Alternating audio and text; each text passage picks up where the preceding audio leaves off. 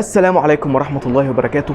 في الفيديو ده ان شاء الله انا جمعت لك اهم 15 سؤال بيدوروا في عقلك دلوقتي كطالب ثانوية عامة، واللي هيوفر علينا 15 فيديو ممكن نعمله على مدار السنة كلها. في الفيديو ده ان شاء الله باذن الله هجاوب على كل الاسئلة اللي كانت بتدور في دماغك واللي لسه بتدور في دماغك لغاية دلوقتي، بس كمل مع الفيديو للاخر وان شاء الله تطلع مستفاد من الفيديو باقصى استفادة ممكنة. فيلا بينا من غير ما نطول في كلام كتير نبدأ في اول سؤال فيهم. اول سؤال فيهم وهو المفروض نذاكر كام ساعة دلوقتي في بداية السنة؟ تمام. السؤال ده هو بيختلف لكل واحد عن التاني. بمعنى ايه؟ دلوقتي انا كطارق لو انا قعدت اذاكر دلوقتي مثلا ساعتين، هل هحصل نفس اللي هيقعد محمد يذاكره في 4 ساعات؟ طبعا الاجابة هتكون لا، لان كل واحد استيعابه وفهمه في الموضوع ده بيبقى متفاوت ومختلف. لكن في بداية السنة بيكون متوسط مذاكرتك انت كطالب في الثانوية عامة من 4 ساعات ل6 ساعات في اليوم. تاني سؤال وهو ازاي اذاكر رياضة علشان تايه ومش عارف اعمل ايه؟ هل الرياضة لازم لها مدرس قدامك ولا عادي الرياضة اونلاين؟ عشان سمعت ناس كتير بتقول الرياضة بتحتاج مدرسين قدامك عليه افضل الصلاة والسلام. تمام. ده اخ كان عنده مشكله في الرياضه وازاي مش عارف يحلها. طبعا السؤال ده هيمشي على كل بتوع علم رياضه. في الرياضه نفسها، الرياضه زي ما كلنا عارفين هي فيها 4 فروع، فانت لو عندك مدرس، وطبعا ده الاغلبيه لان انا ما كنتش علم رياضه في ثانويه عامه على فكره، لكن الاغلبيه ان مدرس الرياضه بيدي كل افرع الرياضه. تمام كده. فيستحسن لو الرياضه بالذات تاخدها يكون المدرس قصادها. ليه؟ مش عشان الفهم، انت هنا ممكن تفهم في البيت عادي وتبقى اونلاين و100 بس هي الفكره في الرياضه لازم حد يفضل متابعك على طول، زيها زي الفيزياء والكيمياء. فالمدرس هيبقى متابعك كويس جدا جدا في السنتر، فيعني المفروض حبذا اللي انت تروح الرياضه في السنتر. لو انت مستمتع بالفيديو ومستفاد منه فما تبخلش علينا باشتراك في القناه ولايك على الفيديو ده، بحيث نوصل لاكبر عدد من المشتركين في اقرب وقت ونحقق الحلم 10000 سبسكرايبر في اقرب وقت ممكن. ثالث سؤال وبيقول عاوزين طريقه نذاكر بيها الدرس اللي اخدناه في اليوم من غير ما حاجات تاني يوم تاخد الوقت بالله ضروري. تمام. طبعا دلوقتي انت في السؤال ده انت مشكلتك في اللي انت مش بتعرف تذاكر الدرس اول ما بتاخده، فبالتالي بتلاقي الدرس بتاع بكره بياخد منك الوقت. تمام. دي حلها في حاجه بسيطه جدا، وان انت تحاول على قد ما تقدر تخلي دروسك بدري. وطبعا اغلبيه الدروس بتاعه ثالثه ثانوي دلوقتي بتبقى الصبح الساعه 8 الساعه 12.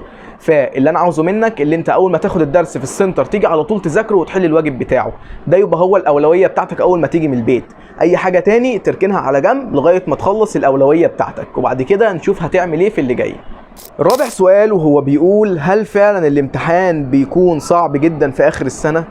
طبعا السؤال ده بيشغل بال كتير قوي منكم في السنه دي بالذات لان السنه اللي فاتت اللي احنا كنا فيها كان في يعني جدل ونقاش كبير جدا على امتحانات الكيمياء والفيزياء والعربي والاحياء في اخر يوم، فيعني كان الموضوع اوفر الصراحه. بص انا هقول لك بصراحه، الامتحان في اخر السنه لا هو بيجي صعب قوي ولا بيجي سهل زي ما انت متوقع.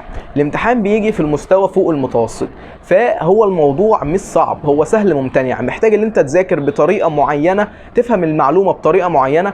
يعني كان المستر دايما يقول لنا ايه، ربنا يجازيه خير يا رب، كان يقول لنا نذاكر مذاكره نظام قديم ونحل حل نظام جديد. يعني ايه بقى نذاكر مذاكره نظام قديم؟ يعني اي معلومه نسمعها لازم نحفظها، لازم تخش هنا وما تطلعش، بحيث لما نيجي نستخرجها واحنا بنحل الاسئله تكون المعلومه حاضره كويس جدا جدا وتعرف تفصص منها كل الحاجات والافرع اللي انت عاوز تحل بيها. فذاكر مذاكره نظام قديم وحل حل نظام جديد. خامس سؤال وهو مش عارفه اظبط الانجليزي. طبعا احنا كنا عملنا فيديو على القناه هنا وهو بعنوان ازاي تذاكر الانجليزي في ثانويه عامه. في الفيديو ده انا شرح فيه التفصيل بتاع مذاكره الانجليزي، تقدر تشوف فيه دلوقتي على القناه هتلاقيه موجود تحت. سادس سؤال وهو دخلت كليه ايه؟ طبعا السؤال ده هو محرج جدا ويعني مش بحب اتكلم في التفاصيل قوي عنه، بس باذن الله هتعرفه قريب جدا جدا. سابع سؤال وهو ازاي اظبط نومي، بنام كتير وبكسل كتير وده بيعمل لي تراكمات. في تظبيط النوم ده مفيش غير حل واحد وهو اللي انت هتنامي في ميعادك زي ما كنت متعوده بالظبط. يعني انت مثلا لو بتسهري او انت مثلا بتسهر لغايه الساعه 2 او 3 بالليل، مش هقول لك نام بدري والكلام ده، لان انت هتفضل تفرك على السرير ومش هتنام صدقني. انت هتنام في ميعادك عادي خالص وتصحى تاني يوم بدري، واجبر نفسك اللي انت تصحى بدري، تصحى الساعه 8 ولا تصحى الساعه 7 او 6. ليه؟ لان انت لما تصحى بدري هتيجي في اخر اليوم هتلاقي نفسك فيصت خالص وهتنام بدري وهتصحى بدري، ويبقى انت كده عدلت نومك بكل بساطه.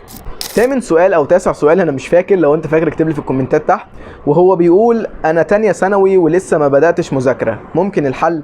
تمام، انت دلوقتي في تانية ثانوي والمفروض ان انت لسه ما بداتش مذاكره دلوقتي، مش عليه غير اللي انت تبدا دلوقتي. لو انت بتسمع الفيديو دلوقتي ابدا دلوقتي، ابدا من دلوقتي. هو ده اللي هيفرق بينك وبين اي طالب جاب درجه حلوه في تانية ثانوي، وتانية ثانوي هي تمهيد لتالتة ثانوي، ابدأ دلوقتي وتوكل على الله. السؤال اللي بعد كده وهو بذاكر كتير ومش بعرف احل، اعمل ايه؟ اقسم السنة احسن؟ طبعا السؤال ده مهم جدا، وفي الاخر السؤال بتاع حوار اللي انت تقسم السنة دي شيله تماما من دماغك. انت لسه في اول السنة ولسه بنقول يا هادي، فمش من اول مطب كده تقوم متراجع وخايف وتقول انا هقسم السنة. بص، حوار اللي انت بتذاكر كتير ومش بتعرف تحل هو حوار سهل جدا ومبسط جدا، وهو مش عليه غير اللي انت تشوف مستر على اليوتيوب بيحل المادة اللي انت بتذاكرها وتحل وراه، تتعلم منه وتشوف هو بيفكر ازاي، بيحل ازاي، بحيث تتدرب كويس على شكل الاسئله. طبعا كلنا كنا زيك كده في اول السنه ومش عارفين نحل وبنذاكر كتير على الفاضي، بس هو والله العظيم ما بتذاكر على الفاضي ولا حاجه.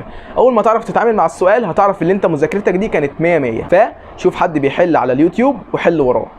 السؤال اللي بعد كده هو بيقول انا عليا تراكمات شرح وحل كتير ومش مظبطه النوم وفيه كسل في المذاكره، يعني ساعات اذاكر كتير وساعات اذاكر اي كلام، فلو لميت الدنيا قبل شهر 11 كده كويس ولا الوقت عدى؟ طبعا هو الوقت ما عداش ولا اي حاجه، تقدر تظبط تراكماتك دي في شهر 11 وتخلص منها كلها، وتظبط نومك زي ما قلنا في السؤال اللي كان تقريبا اللي قبل ده ولا اللي قبليه. فيعني الموضوع ده ما تقلقش منه خالص، ظبط تراكماتك والوقت لسه معاك. السؤال اللي بعد كده وهو ازاي اذاكر الكيمياء عشان ضايعه فيها، وشكرا على المحتوى الجميل ده. اشكرك جدا على تعليقك. وازاي تذاكروا الكيمياء؟ وهي ببساطه خالص اللي انت تعمل عناصر وجداول للكيمياء. الكيمياء من المواد اللي هي فيها معلومات كتير محتاجه تتحفظ، فبتحتاج اللي انت تحفظ المعلومات دي. وبالمناسبه المستر اللي كان بيقول لنا نذاكر مذاكره نظام قديم ونحل حل نظام جديد هو مدرس الكيمياء بتاعي، فانا احب اشكره دلوقتي ولو هو بيشوف الفيديو دلوقتي فشكرا يا مستر عمرو الصيفي. الكيمياء طبعا من اهم المواد في ثانويه عامه، ومحتاجه ان انت تذاكرها تكون مهتم بيها، تحل الواجب بتاعها اول باول بحيث ما تنساش اي معلومه جديده تاخدها من المستر، تدون على طول في كشكول وتكتب كل حاجه انت بتسمعها من المستر. اي معلومه جديده تسمعها اكتبها، اي قانون اكتبه، كل الحاجات دي هتفيدك اقسم بالله وانت بتحل الكيمياء، والحل الكتير هيخليك تحبها، واي حاجه انت بتهملها وتنساها هي كمان هتنساك. فاتعامل مع الكيمياء كماده كده جميله وحل فيها كتير، وباذن الله مش هيبقى في اي مشكله فيها.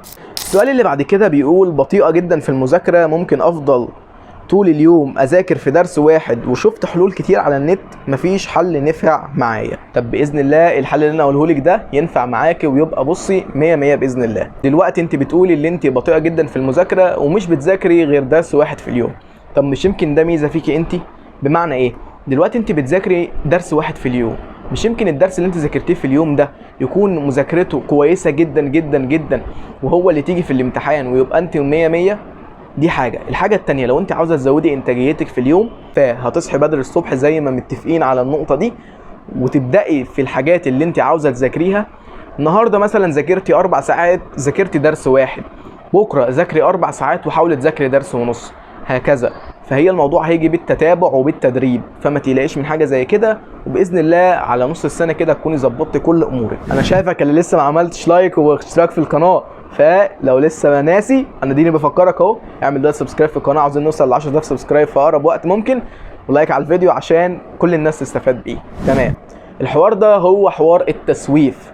كل لما تحس ان انت عاوز تسوف حاجه او عاوز اللي انت ما تعملش الحاجه دي وبتذاكر مثلا، يعني انت المفروض النهارده المفروض كنت تذاكر كيمياء وفيزياء او مثلا كيمياء وعربي، ذاكرت الكيمياء 3 ساعات زي ما انت ما بتقول ورحت مكسل ومش مذاكر العربي.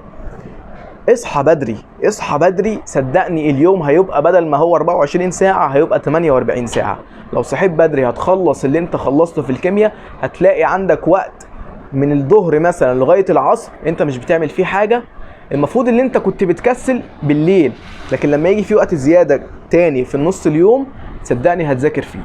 فالحوار بتاع الحل ده اللي انت تصحى بدري وكده تستعين بالله وتبدا تذاكر اللي انت عاوز تخلصه النهارده، وحط لنفسك مكافاه في اخر اليوم بعد ما تخلص كل الحاجات اللي انت بتعملها، ادي نفسك مكافأة كبيرة جدا جدا جدا، هتشجعك ان انت تعمل نفس المهام بتاعت تاني يوم لغاية ما السنة تخلص. وبس كده يكون الفيديو بتاعنا النهارده خلص. ما تنساش تعمل لايك على الفيديو واشتراك في القناة لو انت مش مشترك، وبشكرك جدا ان انت وصلت للمرحلة دي. ولو انت وصلت للمرحلة دي اكتب لي كومنت تحت حلو كده زيك. وبس كده، سلام.